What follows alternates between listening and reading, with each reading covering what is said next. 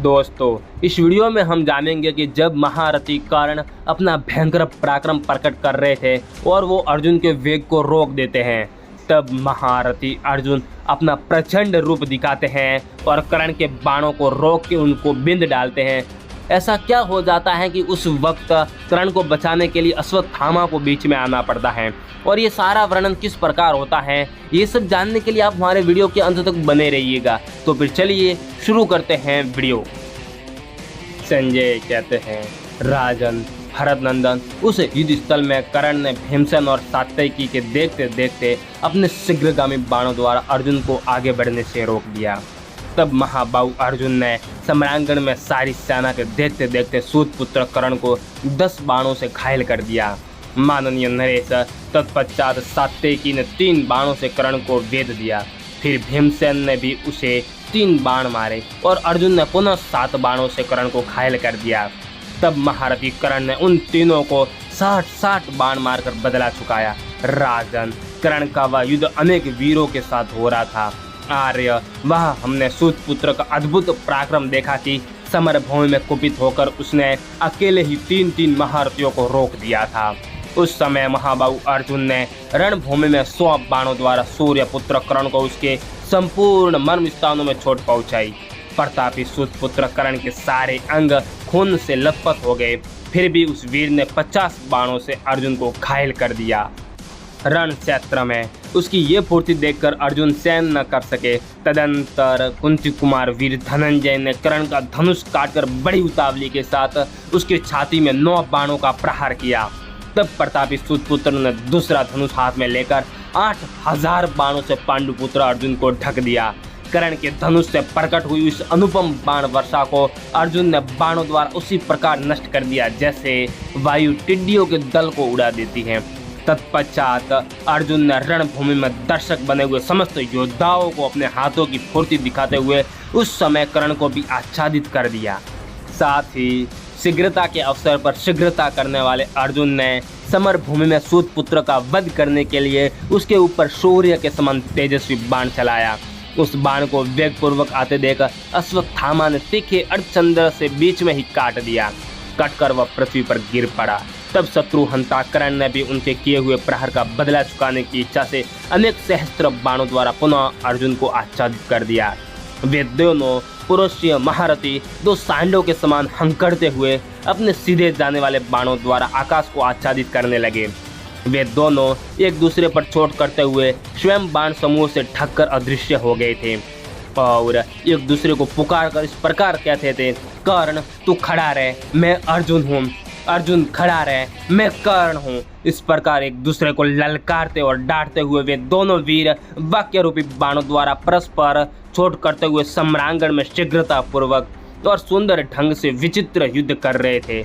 संपूर्ण योद्धाओं के उस सम्मेलन में वे दोनों दर्शनीय हो रहे थे। महाराज, समर भूमि में सिद्ध चारण और नागों द्वारा प्रशंसित होते हुए कर्ण और अर्जुन एक दूसरे के वध की इच्छा से युद्ध कर रहे थे।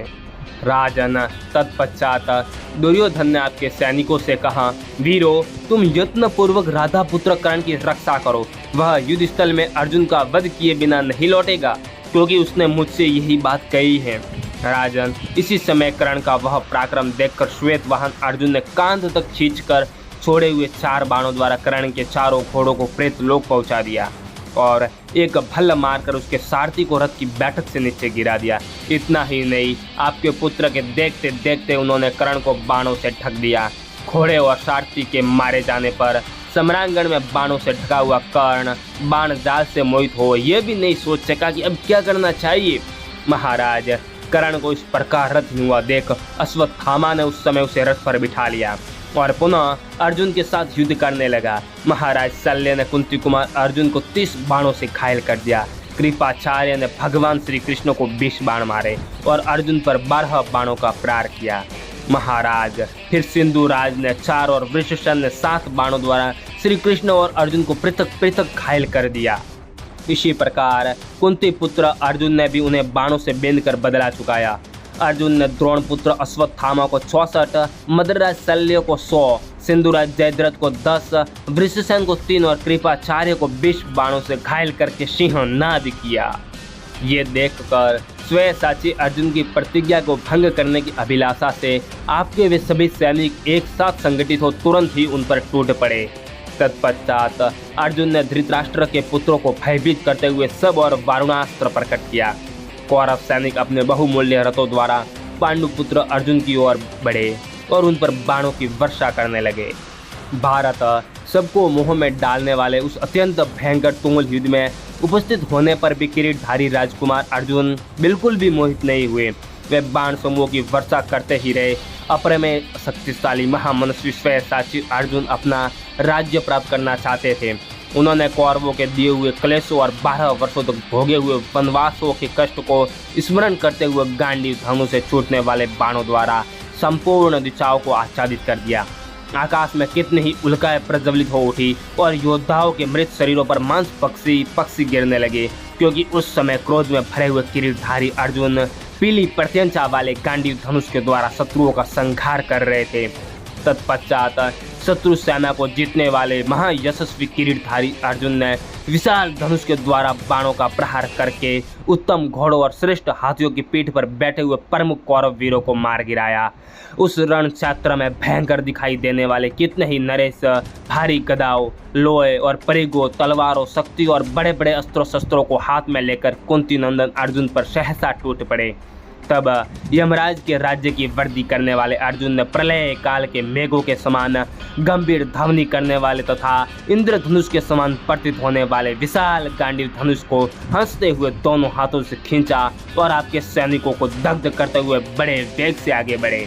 महाधनुर्धर वीर अर्जुन रथ, हाथी और पैदल समूह सहित उन कौरव सैनिकों को प्रचंड गति से आगे बढ़ते देखकर उनके संपूर्ण आयुधों और जीवनों को नष्ट करके उन्हें यमराज के राज्य की वर्दी करने वाला बना दिया।